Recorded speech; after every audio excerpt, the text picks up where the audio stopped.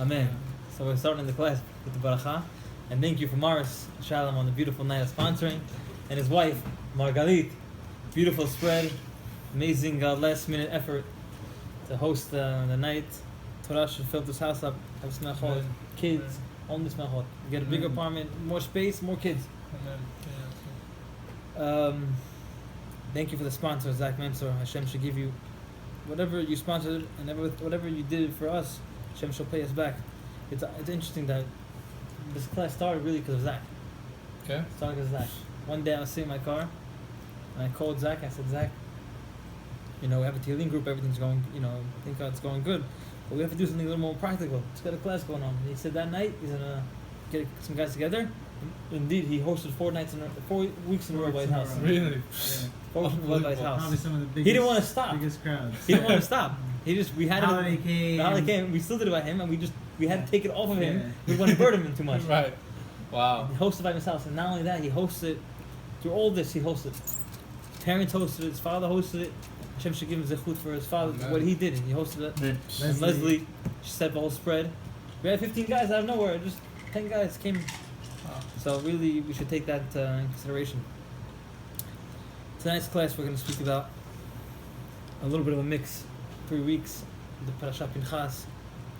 We're trying to highlight a little bit of a couple of points that if we touch upon, hopefully we can, take something out of it. But the point I want to speak about it's called gratitude. In Hebrew, it's called hakarat hatov, right? You know the concept, right? Hakarat hatov. You have to be thankful to someone else. That concept is throughout the whole Torah, and we're going to see a few points where it's mentioned. But in 3 weeks, really, the point of the 3 weeks is we mourn, right? We mourn the Beit HaMikdash, we mourn the destruction, we mourn tons of things. The question is, are we mourning the Beit HaMikdash, or are we mourning the fact that we're mourning? I heard this thought from Rabbi Moshe Tov. He says that a lot of people, they mourn that we mourn. For instance, a lot of guys complain, we can't hear music, there's no weddings, there's no parties, so they're really feeling bad, there's just no music. Or they feel bad that they can't, have a wedding, or they have a party, or they can't, do anything, happy, buy a new suit. That bothers them. So everyone's really complaining about these things that we do. Everyone knows the halachot of the 3 weeks, they know that we can't do this, we can't do this, we can't do this, but they don't actually know what the reason is why we can't do this. What's the reason why we can't hear music?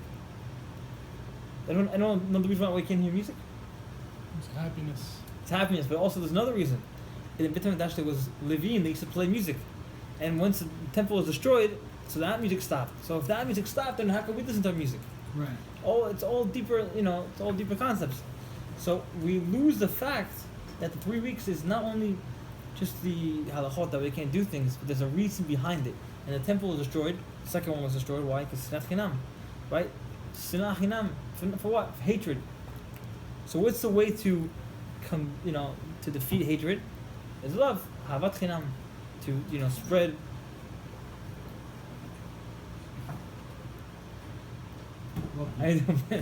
Everyone got quiet. I don't know why I was How are you? Getting all the way down. Good. Perfect.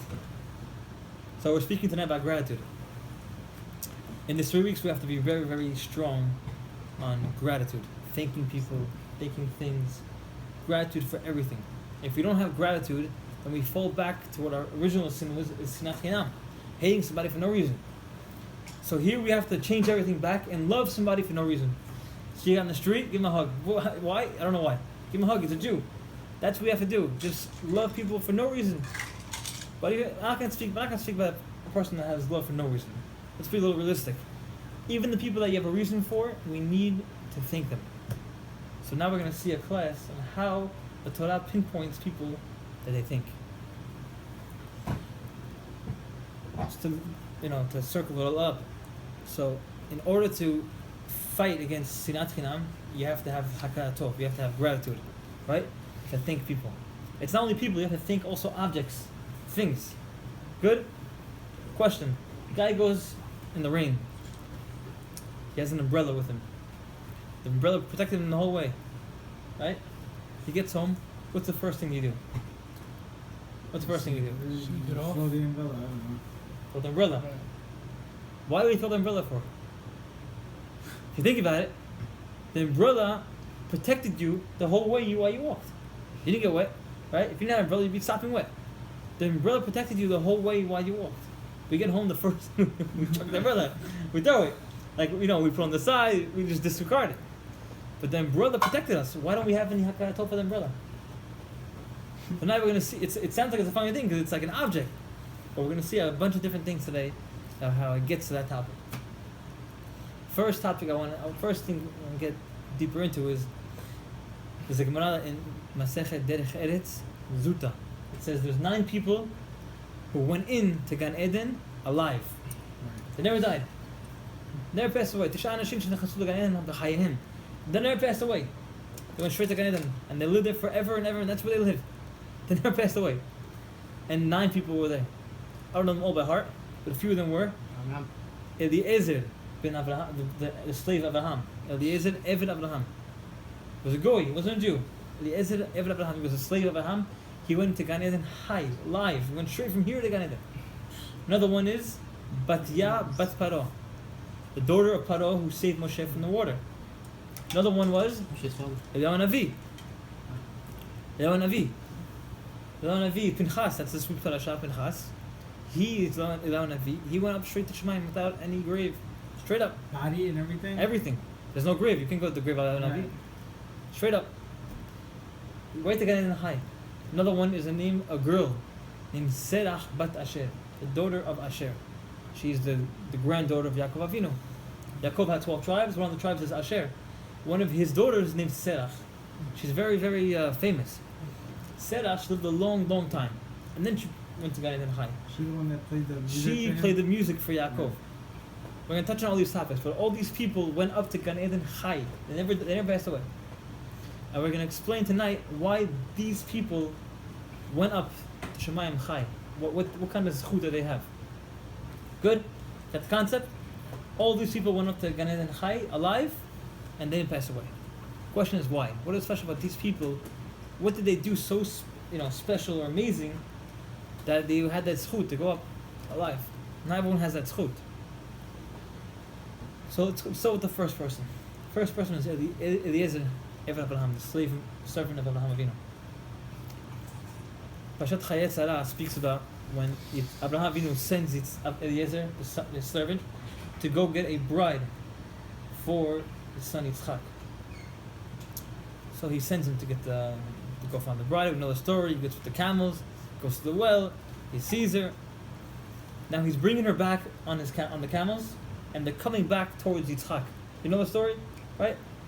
Coming back to see Yitzchak, and the famous pasuk says, "Vayitzei Yitzchak lasuach b'sadeh." Yitzchak is walking in the field, he's praying in the field, and all of a sudden he sees Rivka from a distance, she's on the horse, on the camel. Pasuk says an interesting thing. Vatisa Rivka et eineha. Rivka opens her eyes. She looks on the horizon, and she sees Vatere et Yitzchak. She sees Yitzchak. Vatipol me'al hagamal. She falls off the camel. What happened? What happened over here? So I'm going to give you a few chidushim right now. A few couple of chidushim. I forgot where I saw. I think Yakut Shimoni. I'm not sure, but it says that Rivka, she knew that eventually she's going to have 2 kids from her stomach, Yaakov and Esav. She knew that. Yeah, they all these imahot, they all had Ruach HaKodesh. So she knew that Esav's going to come from her. So what she tried to do? She tried to fall off the camel, break her bitulin, break her place of her womb. She can't have a kid. She can't bring Esav to the world. She had an intention not to bring Esav to the world. Because Esav Rasha, Amalek, all comes from Esav.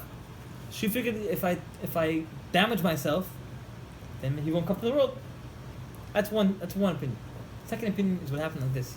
She falls off the camel, and really, when she fell off the camel, she was afraid from Yitzchak. He was, holy man. She fell off, and she broke her bitulim, her virginity. She broke it. And a woman that breaks her virginity, she's not a virgin. She's not. A girl can go horseback riding, and she breaks her spot, and that's it. She's not Betula anymore. She can get married, but she's just not considered Betula. So this Yifka, she fell off the camel, she broke her Betulin, and her blood is on the floor. On the floor. Comes Rivka to the Yitzchak, do a wedding, everything's nice. That night, Yitzchak comes to do the act with Rivka, and he finds out that Rivka is missing a Betulin. She's missing her virginity. So he's thinking to himself, whoa. Who was the last person? I know Rivka is Nivuah. Rivka is a meno. There's no way she's doing any relations. Who was the last person that was with her? Eliezer. Our servant went to go pick her up from the well, and it was overnight with her until he arrived at my house. Must be that night there was a little bit action going on, and he did maaseh. He did be out with Rivka, and she lost her virginity from him. So they were suspecting him. So Eliezer, he said, not only did I not sleep with her, I'm going to show you what happened. He brings Yitzchak and Abraham to the place exactly where she fell off the camel. And he shows them, see the blood on the floor? She fell off the camel. It wasn't me. She fell off the camel, and her blood was still on the spot. The question is, how did the blood still be there? There's an answer that the birds were watching over the blood. That's why there's a certain, we give them gratification, we give them a hakara tov that the birds, we don't eat their blood, whatever. Later on, not going to get into that. But when we do a shech, when we do shechita on birds, we slaughter birds, there's a mitzvah that we have to cover their blood. Every other animal, you don't have to cover the blood. Blood lives on the floor. But on a bird, we have a halacha that we have to slaughter the bird and cover his blood. Why? We have hakara tov. We have gratification to them. Why? Because they covered up Rivka Minu's blood so that they wouldn't think Eliezer was the one that slept with her. So much just for Eliezer? So much just for Eliezer. At that moment, they suspected him that he slept with Rivka. He proved to them that he didn't sleep with her. Yitzchak and Abraham promised him, not only do I not suspect you anymore, but I promise you, you're going to live forever. Right.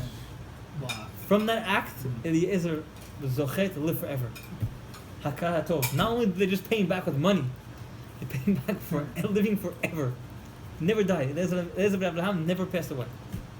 That's Eliezer. That's how much of a level you have to go to do hakara tov, to pay someone back. We pay Eliezer back with life forever, and we pay the birds forever. That whenever we slaughter them, we cover their blood. That's only birds. Next on the list, Batya Bat Paro, the daughter of Paro. She also was zechet to go up to Gan Eden Chai, alive. What was her zchut? We know that when Moshe was a baby in the Teva, it was in the Yorod, it was in the Nile, and she happened to go there and see him in the Nile River, and she reached her hand out, according to Midrash, and her hand extended, and she brought the Teva in. Right, famous story. But it's if we think about it, there's so much involved in that story. I mentioned this a few weeks ago, but it's not just a regular story. Batya is the daughter of Paro. Paro used to kill 150 babies in the morning and 150 babies at night and wash them in their blood. That's how bad he was. Paro was a very, very bad king. Sarat. Huh? The Sarat, right? It's Sarat. Who? Paro. Paro was a very, very bad king. Rasha. He killed babies, he rinsed in their blood. He threw all the babies in the river. The daughter of Paro, which is Batya, she goes into the river to go bathe. She goes to go take a bath in the river. There's babies floating around the river, and she goes to take a bath. And she goes against her knowledge, against her grain. She goes against the way she lives her life. And she says she feels bad for this baby. She brings him in. She felt bad for her baby. Imagine she grows up in a kingdom. Imagine the daughter of Hitler, Yimachshema. He grows up in the worst place in the world. He knows how to kill a Jew like it's supposed to be, right? How to torture him like he's supposed to be. Imagine that daughter of Hitler saves a Jew. And not only that, they save a Jew, he saves the leader of all the Jews. We can't understand that, right? does not make any sense to us. But yeah, she did exactly that. She grew up in the kingdom of Paro. She went out and she shaved Moshe. Comes now the time of the firstborn, the Makat Bechorah. All the firstborns have to die. Who else is the firstborn? Batya, the daughter of Paro. She's the firstborn. The plague of the firstborn, she has to die. She comes to Moshe and she says, Moshe, I took care of you my whole life. I saved you from the river. I took you out of the ocean. I bathed you. I took care of you. I grew you up in the kingdom. I'm going to die in Makat Bechorot. He said, not only are you not going to die in Makat Bechorot, you're going to live forever. He paid her back. Hakaratov, and she lived forever. Batya did not pass away. It says that Batya in Gan Eden, in Shamayim, there's a yeshiva. There's yeshivas over there, and the women also are the Rosh Yeshivas. Women are rabbis over there also. By the way, in this world, women are not chayav to learn Torah. For the Hambad, they're chayav to learn Torah. They are. So in the above world, they have yeshivas, and some of the women are the heads of the yeshivas. Tzara Imenu, she's a Rosh Yeshiva. Esther Hamaka, she's Rosh Yeshiva. And Batya Bat Paro, she has a certain zchut. She is able to look at Moshe Rabbeinu 3 times a day. She's able to go into his yeshiva, look at him. We can't understand what it means, but she gets to reap that reward of seeing him in his glory 3 times a day. Not even his mother gets to see that, but Batya gets to see that. So she gets a special zchut. Why? Because Moshe pays her back. Hakarat Tov, Hashem gives her back. You saved Moshe Rabbeinu, I'm going to save you forever. We see the same concept on and on again. Another one. Seach Bat Asher, the daughter of Asher. Why did she was zocheh?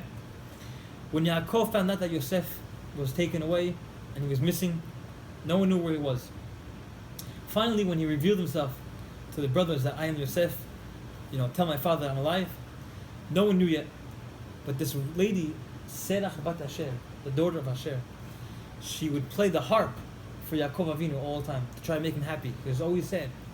So while she was playing the harp one day, she started playing a certain note, and in that note, the message of your son Yosef is still alive.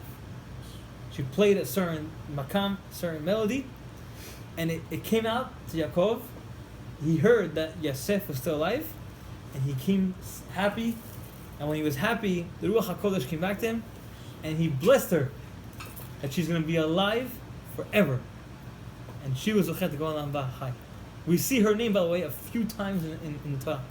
Not only did she live in that time, but later on, when Bnei Yisrael were leaving to Mitzrayim, and they told Moshe, we have to go get Yosef's body from Mitzrayim, bring him to Eretz Yisrael. That was one of the promises that he said. So Moshe Rabbeinu went to go find his coffin. No one knows where his coffin was laid.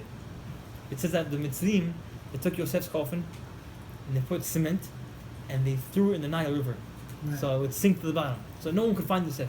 And they put Hashem's name on it, right? So Moshe is going to find the coffin of Yosef, and he gets to the river, the Nilus, and he sees Serach Bat Asher. She's still alive. This is after 210 years of slavery. Right. She's still alive. Okay? And she tells Moshe Rabbeinu, the coffin's in here. The coffin's here. I know it's here. So he takes the paper, Hashem's name, Aleh Shor, throws it in, and the coffin comes up, and they take the coffin out. We see that Serach Bat Asher is still alive during this time. She's also alive much later, but I'm not going to get into that. So we see already 3 places that people were Zochet to go to Olam Haba alive because they did a good act, and we paid them back Hakar Tov, what they did. First, we said Eliezer Eved Abraham. We said Batya Bat Paro, Serach Bat Asher. These people did, great acts, and we paid them back with eternity. It's an amazing concept. It's not just paid you back with money and diamonds. Eternity, live forever. We don't know what that means. Live forever. Can't comprehend that. So those are the 9 people that never passed away. Hakar Tov is not just saying thank you to somebody. It's really, really paying someone back for what they did. Paying them back the same way that they did something for you, Pay them back. You go to work, a guy helps you out on work. Pay him back. Whatever he did for you. Maybe buy him a lunch, buy him a drink. You know, do something back for him. Don't just forget about what he did for you. Don't just let things slide. These are the days that we have to really focus on that. Hakarat hatov. Not only for people. Not only for people.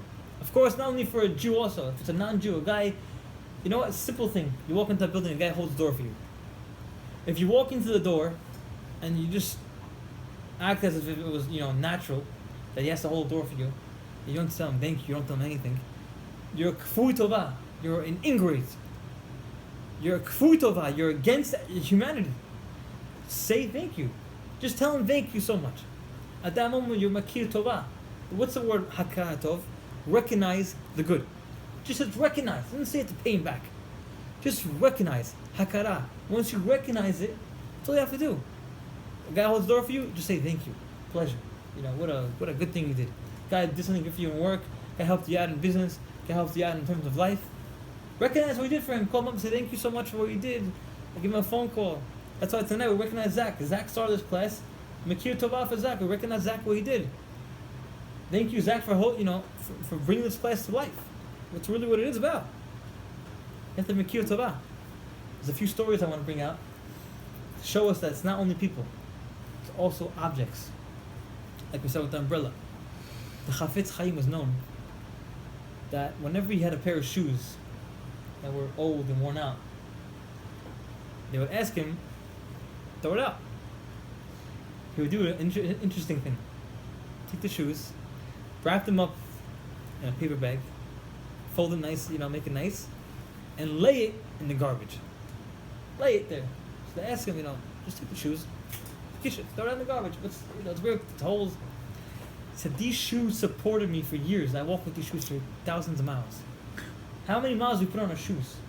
Think about our shoes. I don't know how long we have shoes for, but if you have shoes for a good year, and if you walk at least 2 miles a day, and you walk for a year, think of the math.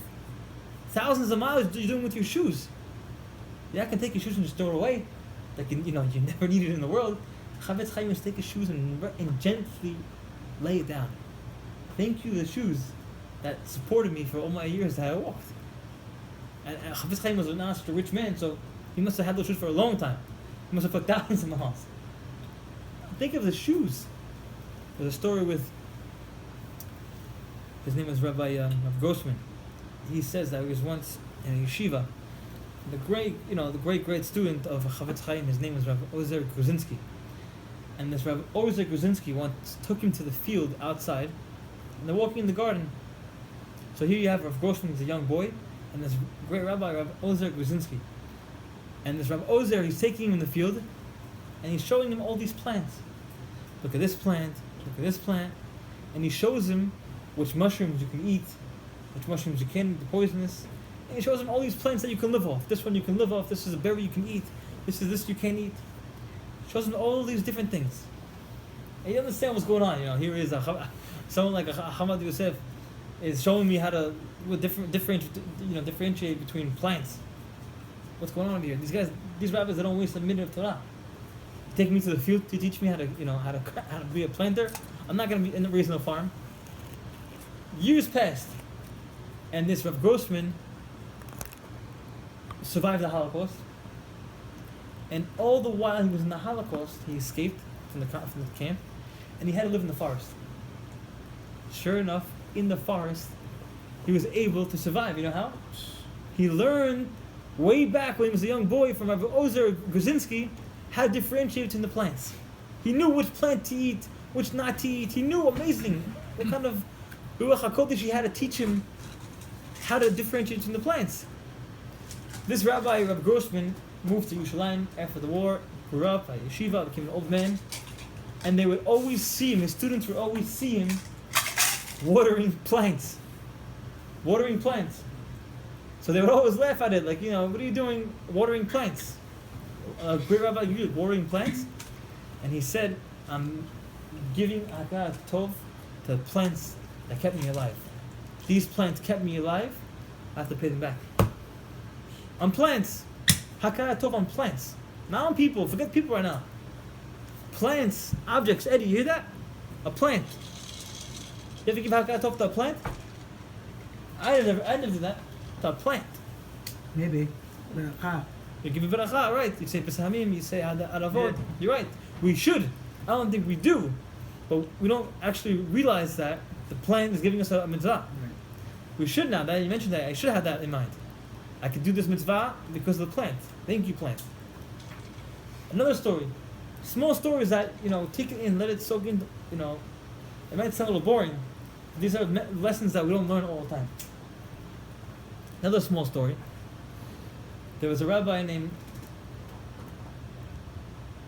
Rabbi Eliyahu Leplan, and he has an interesting picture of him, famous picture of him, and he's milking a cat. That's the picture. You love cats, right? You're a cat guy. There's a picture, a famous picture of him, and he's milking a cat. Famous picture. And the students in the yeshiva, everyone laughed at it. You have to picture the picture. Imagine the Chafetz Chaim bending down and giving milk to a cat. Everything is strange about this picture. So a rabbi once asked, what's the background? What's the depth to this picture? There's definitely a story behind this picture. And they said, we'll tell you the story. The students told him the story. What happened? Listen to this amazing, amazing story. Give it over. Rabbi Eliyahu Plan had a problem in the yeshiva one time. There was a lot of rats, a lot of mice in the yeshiva. What do you do when they have rats? When you have mice? What do you do? Cat. Anyone know how to get rid of mice? You bring a cat. If you have mice in your apartment, in your house, in your business, you bring a cat. Cats, they eat the mice and they shoo them away. If you have a mice problem, don't buy a mouse trap. Buy a couple of cats. Problem is done. That's what happened. They bought a cat and no more mice, no more rats in the yeshiva. Everything was fine. After the problem was taken care of, the student said, let's send the cat to retirement. Get him out of here. That's it. We don't need the cat anymore. It makes everywhere, you know what I mean? It's not easy to upkeep a cat in the yeshiva. Runs around, it makes a lot of noise. Let's get rid of the cat now, finish. So Eliyahu Plan comes down to the yeshiva and he sees them trying to shoo away the cat. So he yells at them, tells them, what are you guys doing? Why are you getting rid of the cat for? So the mice are gone, the rats are finished, there's no need for the cat anymore. He said, this cat took care of us in the yeshiva. There's no more rats because of this cat. We're going to throw him through the curb? We're going to get rid of the cat? Keep the cat in the yeshiva. Adopt him. The cat became part of the yeshiva. And Eliyahu Plan was telling the boys, we have to take care of the cat. And they asked him, how are we going to take care of the cat? We're going to give him gold and money? Well, how are we going to take care of the cat? He said, we have to feed the cat. And he showed them, took a milk, and he started to feed the cat. Someone took a picture of that moment of the rabbi feeding the cat. To show you that a rabbi felt so bad for the cat, he gave him Hakar Tov, took care of the cat. He fed the cat, he fed him. What do we see that these days? We don't see that anymore. We don't see that. But a cat, even a cat that did its purpose, give him pay him back. Why not pay him back? Rabbi does he give him milk? As weird as it sounds, we overlook these things. In these 3 weeks, we have to look at these fine print, the details in life. Every little thing in life, look at the detail. How much we have to be makir tov. We have a suit, you wear a jacket, you wear clothing. You wear it for how many years, and you have to, get rid of it. We don't just take it and rip it up. We don't rip things. We don't take things and rip it up. Everything is placed neatly in geniza, in a place that's necessary. Even if it's a clothing, don't just take it and throw it away. Give it proper kavod. Put it in a certain spot, put it in the garbage nicely. Respect the fact that it served you. The jacket served you. Thank you. Small things in life is what really counts. And these 3 weeks we have to really, really focus on hakarat tov. Not only paying back. Paying back is the next step. First, mikir tov. Recognize the good. Once you recognize it, then at least you can know how to pay back. If I know Joey helps me out every day, I just know that. Once I know that, then I can pay him back. If I don't even know that, then I can never pay him back. Mikir tov. We have to take this into our hearts. Mikir tov. Everything in life, find something that serves you. A car. You have a car for 10 years, 3 years. You have a lease. After 3 years, you get rid of it. You tell the car, thank you. You tell the car, thank you. I once heard a rabbi that said, "Thank you to the car. Thank you to my car that served me for 3 years. I'm giving it back now." What's my yada? You still have Miata. So you're Makir Tov a long time. I think he has a car for 10 years, 15 years. 20 years the guy has a car for. He's Makir Tov Machmir. Right? We have to say thank you to these small things. I want to give a small story and then continue the leg of the shiur, the last part of the shiur. A famous story, we probably all have heard of it once in our life. It's an emotional story, but it shows you the importance of Hakara Tov in people, not only in objects. We spoke about objects right now, but let's continue to people right now. There was a boy named Ophir. That was his name, Ophir. Amir. His name was Amir. And he was in high school, regular high school, Israeli high school. And he's a cool kid, popular kid, and he's walking down the street one day, and he sees a geekish looking kid holding a bunch of books. Have you heard the story? No. Anyone hear the story? You probably did. Once you start hearing the story, Yeah, you're it gonna sounds realize. like a typical story so far. He's holding the books, and he's looking at this kid. It looks kind of strange. This guy's holding a lot of books. Ton of books, like maybe 10, 15 books. And he's holding them, and it's very heavy. And he has like a moment to stop and maybe help him out, but then he says, something's weird, and he continues going. And he's looking in his hindsight, and he sees a bunch of his friends, the cool guys, the frat group, basketball team, right? The high school varsity team. They come in, and they laugh at this kid, and they knock down all his books. All his books from his son. Now this cool kid of Amir that walked by him, his heart, he felt bad for this kid. His heart went out. And he decided to walk back to help out this boy. And he's walking back to this boy. He sees the kid really like distraught, really emotionally down. And he's lifting the books one by one. And he had these glasses that when they pushed him down, they knocked the glasses off. And he couldn't find it. And he's on his knees and he's crawling, looking for the glasses. And this guy Amir, he felt so bad, he really almost started crying. Sees the kid. Imagine what would you do if you see this situation? Little kid, guy, what are you doing anything wrong? He's holding books and someone knocks down his glasses and the books down and they make fun of him and they let him go by himself. And he sees the situation, he's walking to him. He sees where the glasses fall.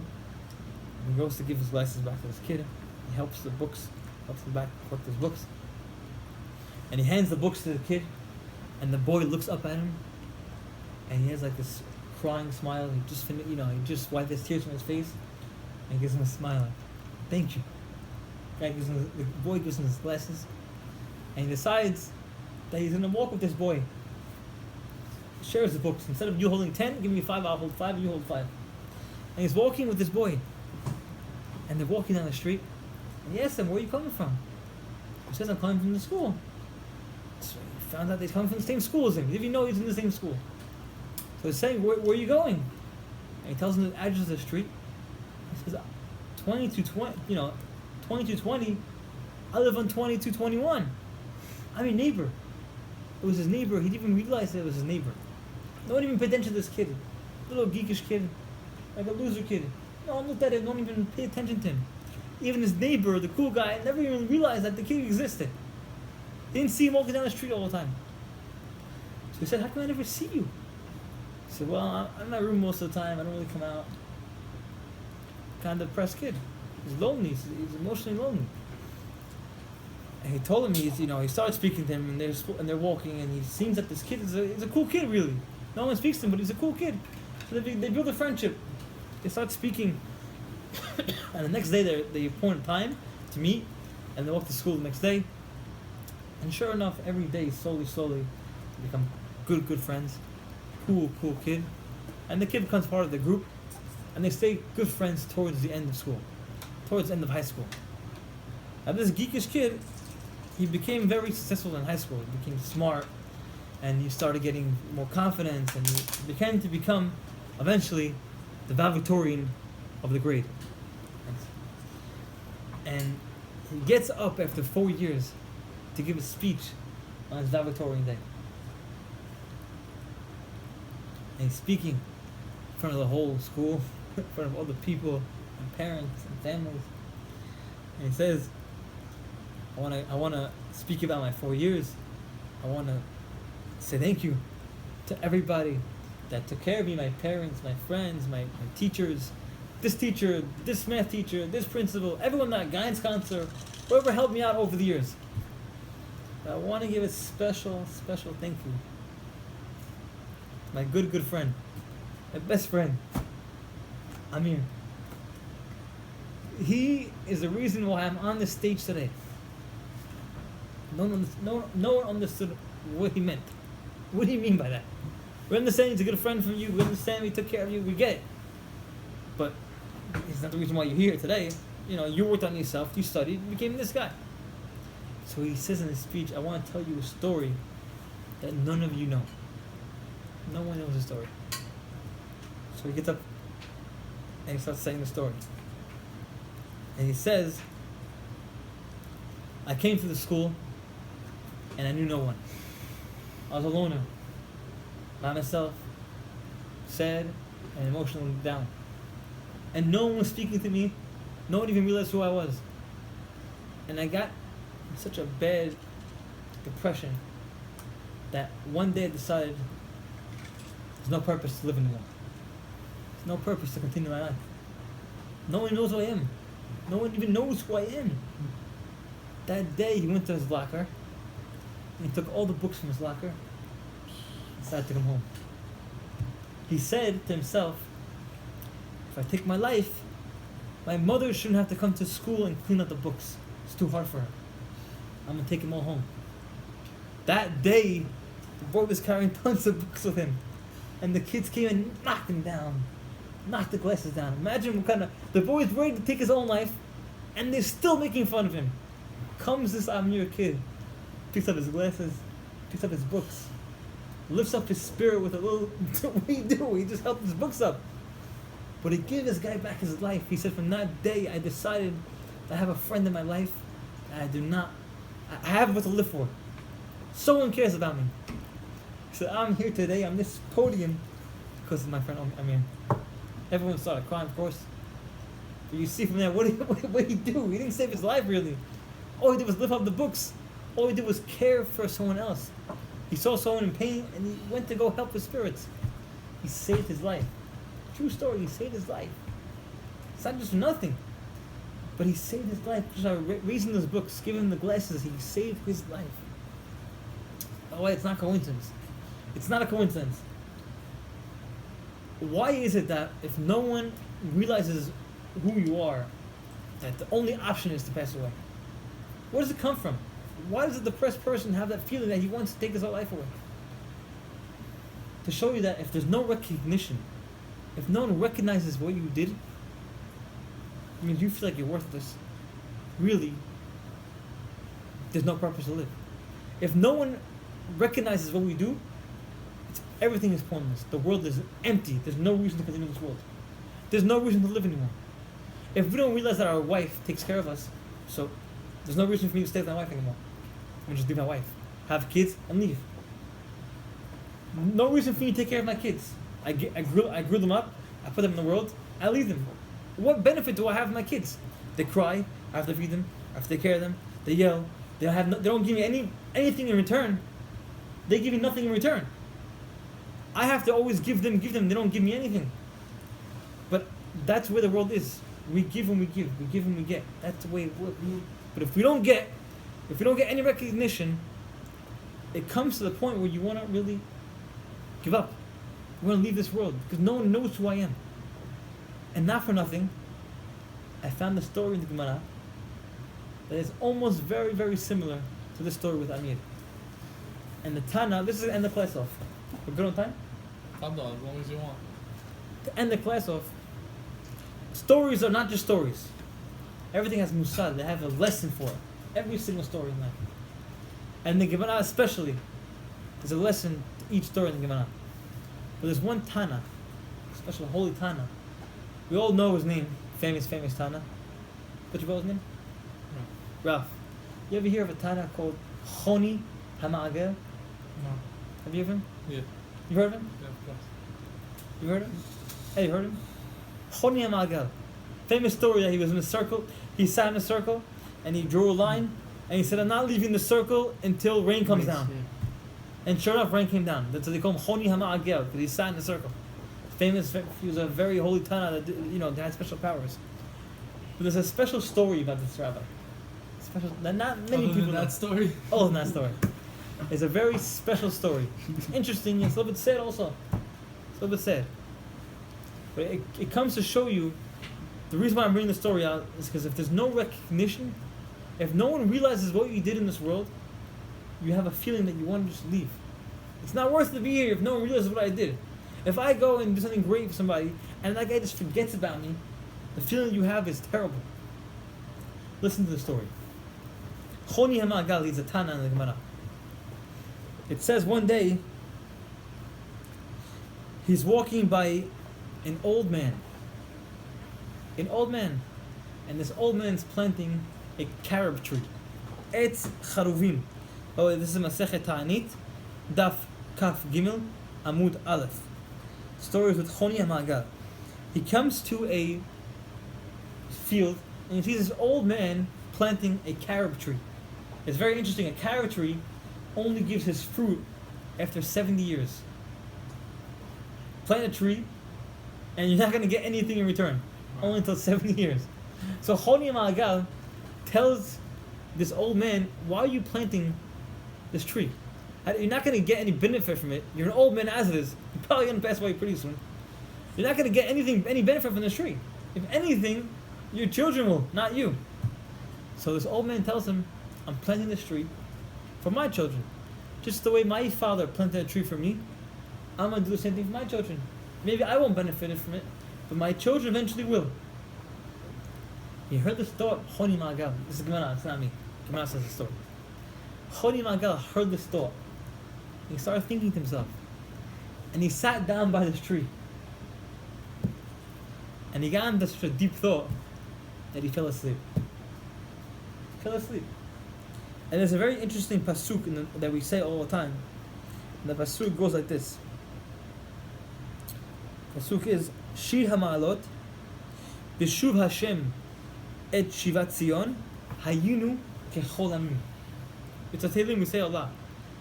The last word of that pasuk says Hayinu Kechol Amim. We are like dreamers. Like dreamers. Choni HaMa'agal fell asleep by this tree. He fell asleep for 70 years. 70 years. 70 years. He wakes up and he sees a boy picking fruit from the tree. So he wakes up and he thinks to himself, the fruit gave birth to the tree gave birth to the fruit so fast. How could it be? The old man was just planting the tree. So he said, he told this boy, who are you? He said, I'm picking fruit from my grandpa's tree. He said, Grandpa, what happened to your grandpa? So he passed away 7 years ago. He realized he fell asleep for 70 years. Imagine falling asleep for 70 years. What'd you miss in that time? What'd you miss? What kind of story is this? He goes to the Beit Midrash. And he's walking around to see if anything is similar to what happened. And he sees that the people that he knew are no longer around anymore. Everything changed. The whole world changed. Everything changed. Think about it for a second. 7 years of your life, you wake up and the world is totally different. In your house, someone else is living there. Your grandkids, everything is different. You have a bad feeling, right? So he goes to Beit Midrash. And he hears them speaking halakha. And he feels good because Torah is everything that we can relate to. Nothing changes in Torah, so he feels connected. So he's sitting there in the shiur, and they're giving halakha, and the world, the midrash is shaking, and boom, machloket, right?